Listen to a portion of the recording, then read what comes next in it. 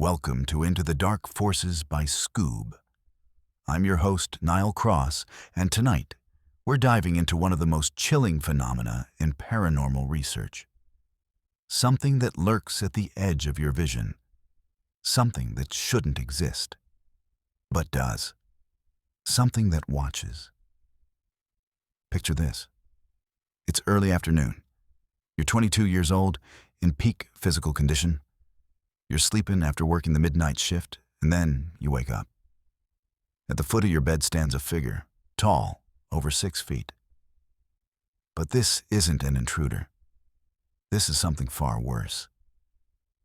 The man who experienced this described the figure as having the shape of a man, but with no facial features, no clothing details, nothing recognizable as human except the silhouette. The color. And this is what haunts me. He described it as blacker than black without really having a true color. A void of all color, with perhaps a hint of bright blue around the outline, like an electric arc. And then came the attack. The presence tried to suffocate him. He fought with every ounce of strength he could muster, and he prayed. The fight lasted only seconds, but felt like an eternity. When it finally released him, or when he managed to fight it off, he's still not sure which. He was left with one certainty. He never wanted a rematch. This, my friends, is a shadow person encounter. And you're about to discover that this man's story is just one of thousands. So what exactly are these entities? Shadow people are intensely interested in observing us. That much researchers have determined. And they're not new old Native American lore speaks of watchers with this appearance who live in remote areas. Going back to the Middle Ages, accounts of dark ghosts and phantom-hooded monks are strikingly similar to what people report today. These encounters happen to people of every sex and age. Researchers have found a fairly even distribution through demographics. Most experiences occur at night when people are sleeping, but many happen during the day, when people are awake at home or at work.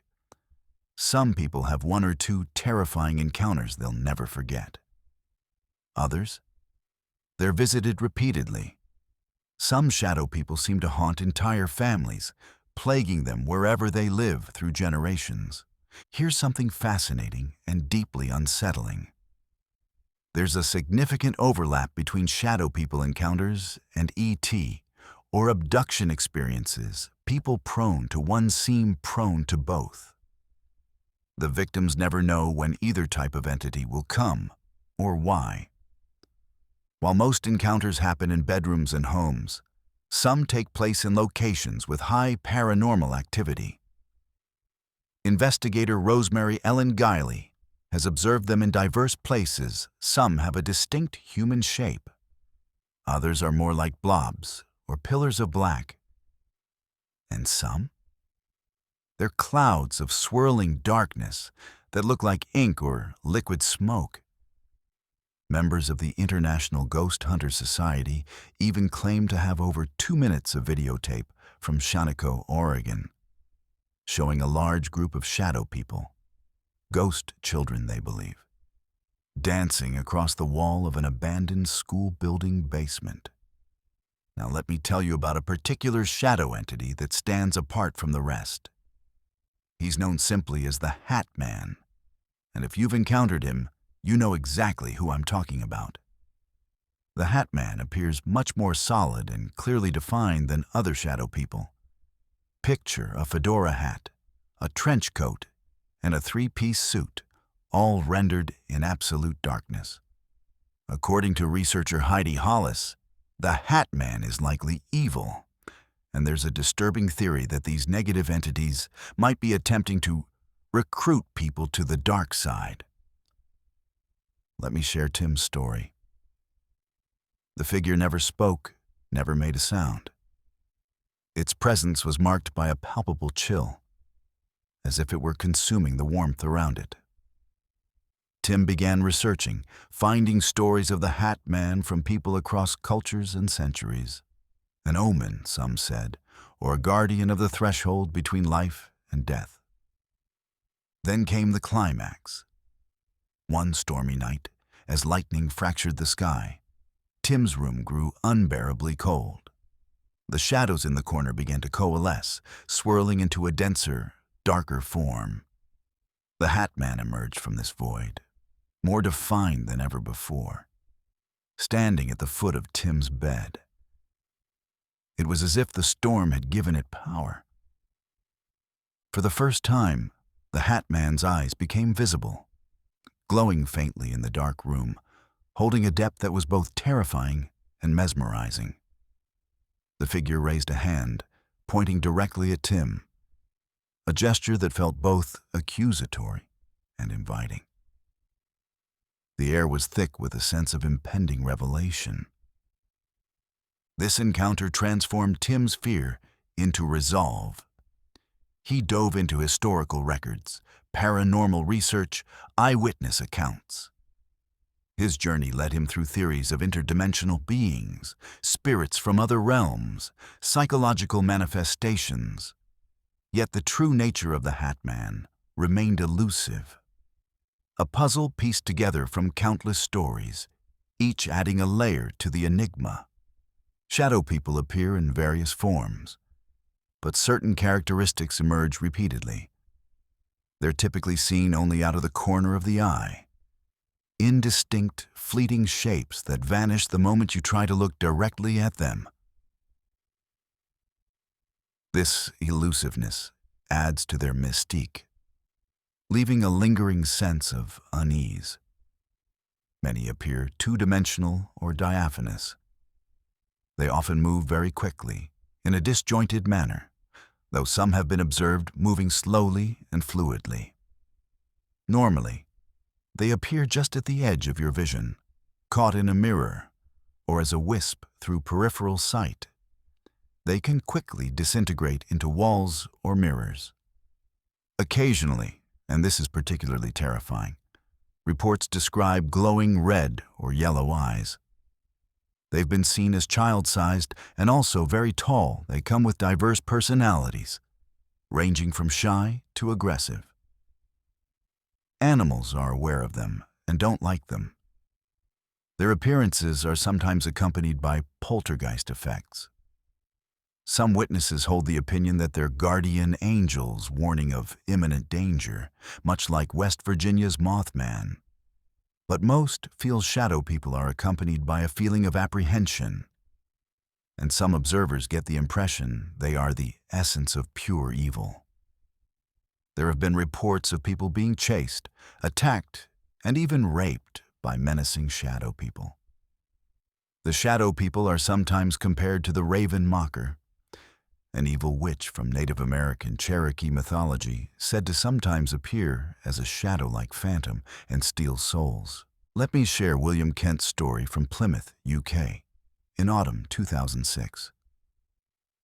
He was sitting in his living room, watching television, when a grapefruit-sized, round, dark shadow jumped from the floor onto the sofa next to him. It made a sound as it landed on some papers. Kent said aloud, "What the hell was that?" As the words died, a featureless black shadow man appeared at the side of the sofa, bent forward slightly as if curious, then vanished. Kent was frightened, but didn't feel malicious intent. However, there was a highly electrical charge in the room for about 30 minutes afterward. It made the fillings in his teeth tingle. Kent later moved, and the shadows followed him. This time, he was plagued one night. 3 times he was woken from sleep, twice by something pinching him. It felt like a needle prick or a bee sting. First his wrist, then after he shone his torch around and told them to go away. He turned onto his side, went back to sleep, and they pinched his bum. He saw long, bony fingers and 2 mischievous, childlike shadow entities. He spent the rest of the night with the lights on, and the pinching shadows left him alone. Kent later developed a house protection ritual he conducts every evening, and so far, the shadows have left him alone. Sandra Danville's experience was even more harrowing. From ages 3 to 14, shadow people terrified her. "I had nightly visits," she said, "and in the years to come, day visits as well. She's been held down, unable to move or speak in some visits. Her shadow people had green, glowing eyes and increased in number with each visit to the point she could no longer count them. Sometimes she still gets visits, but they stand far from her now. They fear her because she learned how to fight back. Now, let's talk about what science has to say about all this. Because skeptics have explanations, and some of them are genuinely fascinating. The most common scientific explanation is sleep paralysis. When you sleep and dream, your brain shuts down the connection to your body so you don't thrash about. When this connection fails to shut off, you get sleepwalking. When you wake up before it can reconnect, you're paralyzed until it turns back on. Psychology professor April Habarian from Northwest Missouri State University explains that when people enter REM sleep, it's very common for them to see things. There are hormones in REM sleep that paralyze the major muscle groups. It's called paradoxical sleep. Sometimes people don't stay asleep and the hormones are still in their bodies. This can last up to 8 minutes. And they feel pressure on their chest and can see people, even people they know. This is known in paranormal circles as old hag syndrome, for the feeling of someone sitting on your chest. But here's where it gets really interesting. Swiss neurologist Olaf Blanke was studying the effects of electric currents on the brain when he obtained some unexpected results. Low-level electric currents aimed at specific brain regions caused a test subject, a 22-year-old college student, to physically sense a shadow person behind her. The student kept turning her head to the right. And when asked what she was doing, she said a shadow person was not only standing behind her, she knew it wanted to do her harm. When the current was killed, the shadow person was gone. When turned on again, the shadow person was back. Eventually, the woman reported the shadow person was sitting behind her, trying to take things out of her hand. The fact that the shadow person's actions mirrored the subject's own led researchers to postulate that the electric charge was causing the subject to misinterpret her own actions. Chemist Rick Toomey points out that anything throwing off the chemical balance of the brain can cause all sorts of problems. All sensation is in the nervous system, and it's all chemistry, he explained. If every neurotransmitter is chemistry, you can wreak havoc with that. A team from University College London found that dim lighting causes many people to see ghosts when the context is unfamiliar. If we know what a room looks like in daylight, we're less likely to mistake a coat rack for a moving, sentient entity. The less familiar we are with our surroundings, the more we'll imagine we see spooks.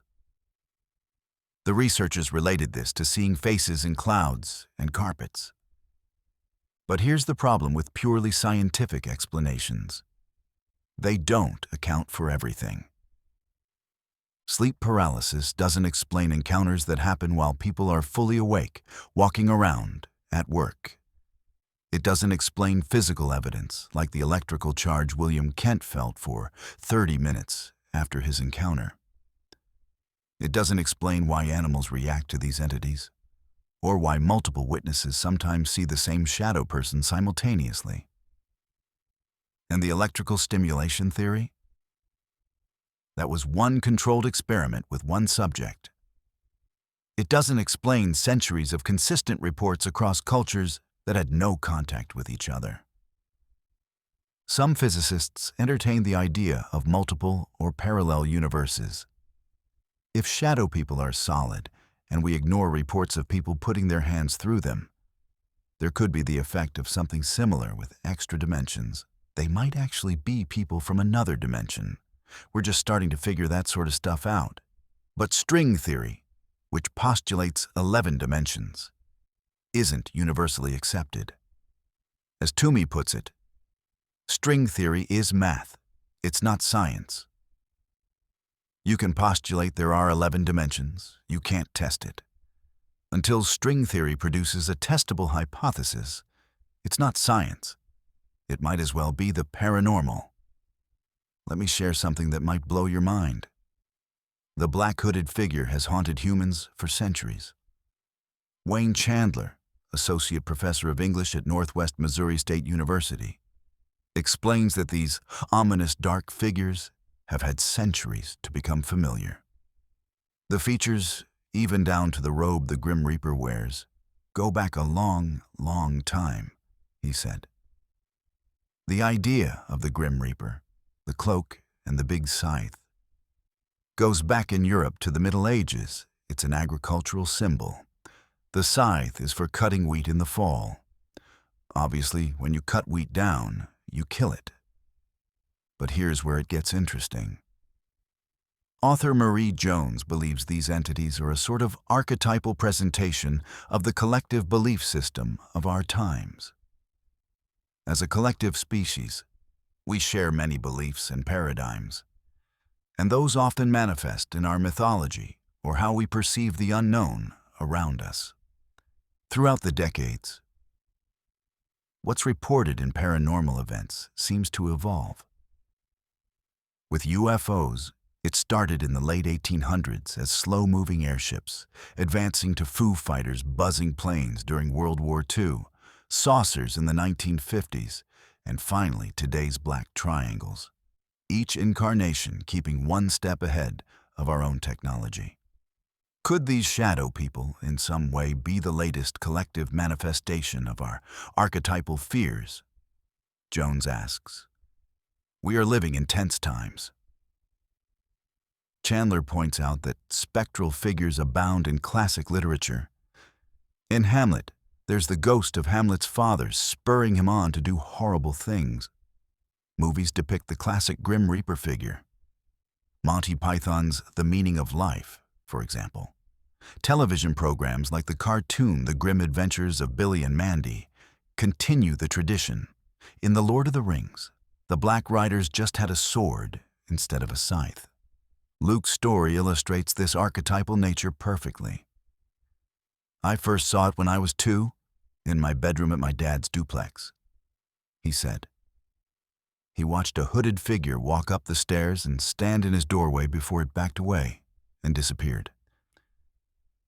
When I was 6, I saw it again at my dad's new house, this time towering over my bed.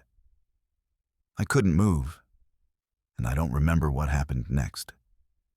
All I remember is trying to scream, but there was this horrible weight on my chest. The hooded shadow man is the only shadow that frightens him. It has always seemed very menacing. It's quite different from other shadow people I've seen. So how do you protect yourself? How do you fight back against something that exists in the liminal space between dimensions, between sleep and waking, between science and the supernatural? According to paranormal expert Jason Bucknam, who has years of experience ridding people of haunting entities, shadow people are nothing to be taken lightly. Most paranormal groups and others fail to recognize the danger of dealing with these types of beings, he said. Exposing yourself to them could lead to disruptions in your life of a negative variety. Here's something crucial. Once these entities thrust themselves into someone's life, they tend to stay there. I have discovered that where you find one shadow person, you tend to find more very close by, Bucknam said. They always operate in groups, never alone. Also, they are negative in their orientation and must be dealt with carefully. According to Heidi Hollis, the #1 effective defense is to let go of your fear. These creatures feed on your terror. Stand strong. Think positively. It's similar to thinking happy thoughts in order to fly, as in the story of Peter Pan. Call upon help from your higher power. An anonymous poster to a paranormal blog suggested prevention: live a good life. Make the best of what you have been given. Don't hate or judge other people. Catch yourself when you are thinking negatively. Kick bad thoughts out of your mind. You must make a conscious effort to accomplish this. The poster continues. Remember, some of these beings are hundreds of years old. You are a young soul, no matter how old you are. These energies have been gaining strength for hundreds, sometimes thousands of years, no matter how strong you are. You may not be strong enough. And that is when to ask God for help. Burning sage is very effective in removing negative influences, according to practitioners. Sage grows easily in your herb garden and is a traditional cleansing tool. Sandra Danville's method was simple but effective. Prayer. After the first wave of fear hits, stand strong and tell them to be gone. For Christ's blood is upon you, and no evil can stand against this, she said. Just thinking about the blood of Christ makes them go away. Pastor Harry Walther of the Church of Philadelphia Internet agrees with this approach. I believe these shadow people are demons, he said. They do attack people and flee when the name of Jesus is used. I speak from personal experience. When demons attack, Walther said they almost always appear as shadow people. My dog actually barks when one is present. As they like to appear in corners, we cast them out in Jesus' name, and they do leave. Be careful, as these things are dangerous. Paranormal investigator Alexandra Gargiulo echoes this. Entities can and do prey on people, as they have energies far stronger than ours at times. Oftentimes they are not alone and are accompanied by others that I call helpers to assist in the attack. It doesn't last long, but it happens, and there is nothing you can do but pray. William Kent developed his own protection ritual. He stands under or next to a strong white light and imagines drawing the white light through his head and all the way down his spine, going through each bone, illuminating the spine. He tries to fill his spine with light and also the space behind his spine. He conducts this ritual every evening. Now let's dive deeper into the metaphysical explanations.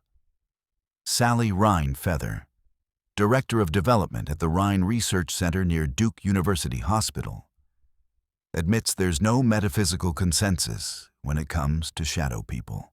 Some phenomena like poltergeists have been thought to be spontaneous psychokinetic energy unconsciously produced by repressed young people.